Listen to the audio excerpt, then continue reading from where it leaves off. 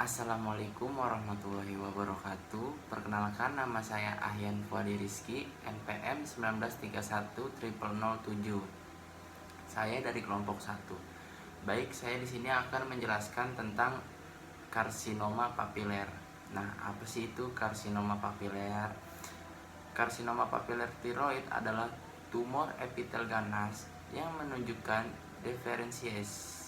diferensiasi sel folikel dan mempunyai karakteristik gambaran inti yang khusus. Nah, karsinoma tiroid itu terbagi menjadi 4. Yang pertama itu ada karsinoma tiroid papilar, karsinoma tiroid folikular, karsinoma tiroid medular, karsinoma tiroid anaplastik. Nah, yang paling ganas itu bukan karsinoma papiler, tapi si karsinoma tiroid anaplastik. Yang selanjutnya adalah etiologi.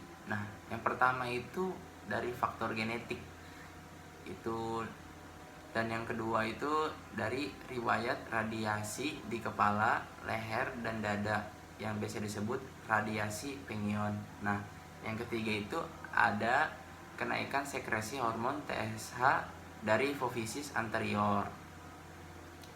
Selanjutnya faktor resiko.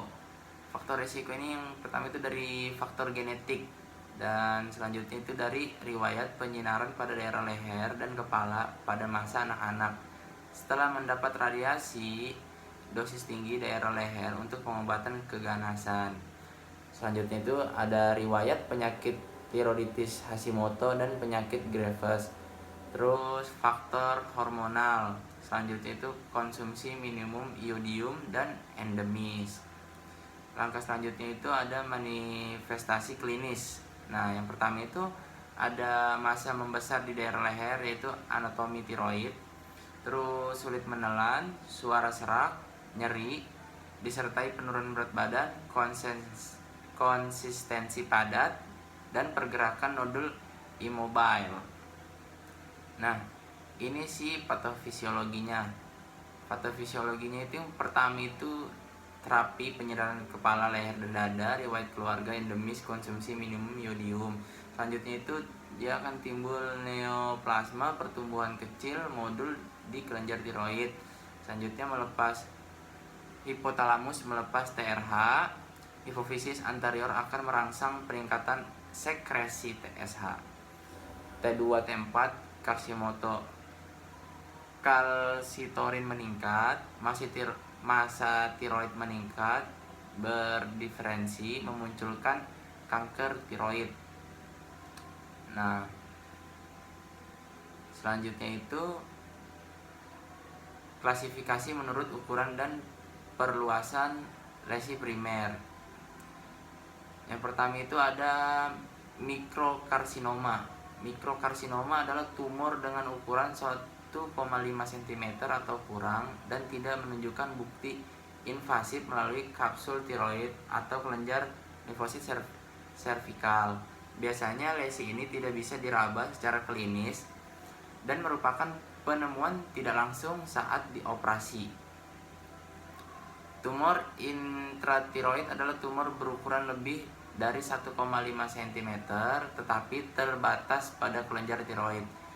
Selanjutnya itu tumor ekstratiroid meluas melalui kapsul tiroid ke jaringan sekitarnya. Jenis tumor ekstratiroid memiliki morbiditas yang tinggi.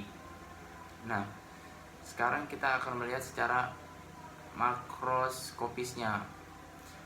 Yang pertama itu kita lihat jaringan berdiameter 1 cm, berkapsul, konsistensi kenyal, penampang tumor putih difus, batasnya tidak teratur. Nah, kalau yang mikroskopis itu ciri khasnya adalah psamoma bodis, yaitu sediaan menunjukkan tumor dengan struktur papiler yang terdiri dari sel-sel besar dengan sitoplasma sedikit.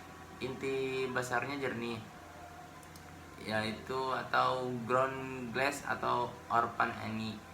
Sebagian dengan celah pseudo inclusion, gambaran mitosis dapat ditemukannya itu tanda ganas.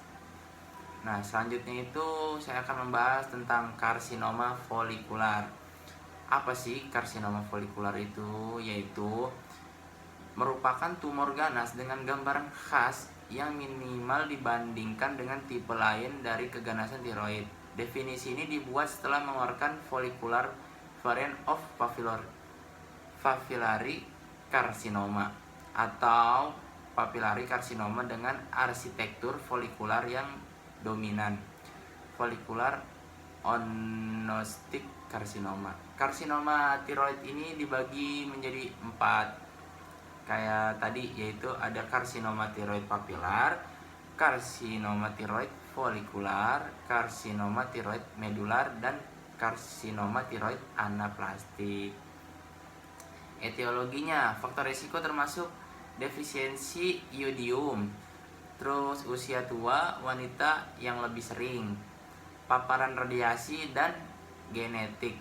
Karsinoma folikular terjadi karena mutasi RAS atau fusi PAX LPPAR, dan jarang kedua kelainan genetik ini terjadi bersamaan.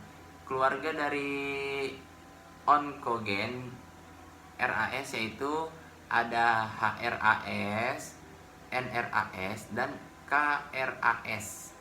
Nah, manifestasi klinisnya yaitu kalau karsinoma folikular merupakan massa yang tumbuh lambat dan tidak disertai dengan rasa nyeri, tapi mempunyai gejala yaitu pertama, ada suara serak, disfagia, dyspnea.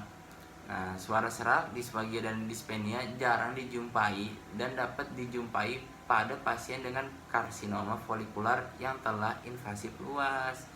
Nah, selanjutnya itu ada metastasenya. Karsinoma folikular hanya memiliki sedikit kemampuan untuk menginvasi ke kelenjar limfe, di mana jarang mengenai kelenjar limfe regional, tetapi invasi ke pembuluh darah sering dijumpai dengan penyebaran ke tulang, paru-paru, dan hati.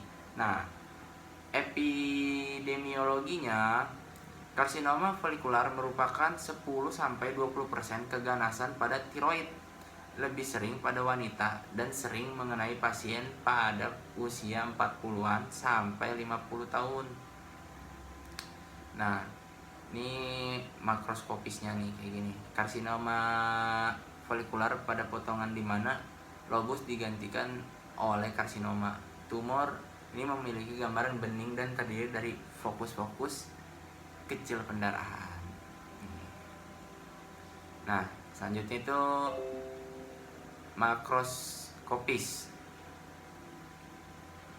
makroskopisnya itu yang pertama itu ada dari bentuk yang berdiferensi baik, mirip dengan adenoma, terdiri dari folikel berukuran kecil sampai sedang, dan biasanya mengandung massa koloid sampai membentuk pola pertumbuhan yang solid atau trabekular.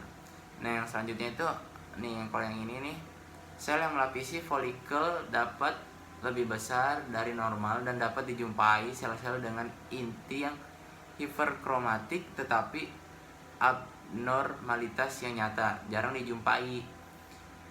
Perbedaan antara adenoma folikular dengan karsinoma folikular yang berdiferensi baik sering sulit.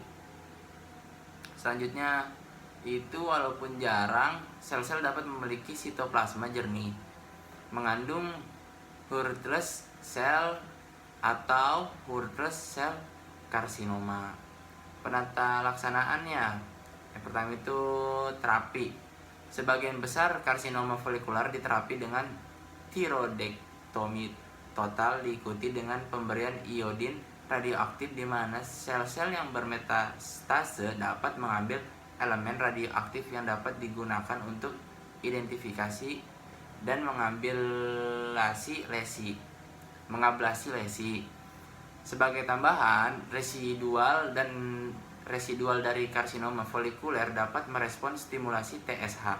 Pasien biasanya diterapi dengan hormon tiroid setelah pembedahan untuk menekan TSH endogen.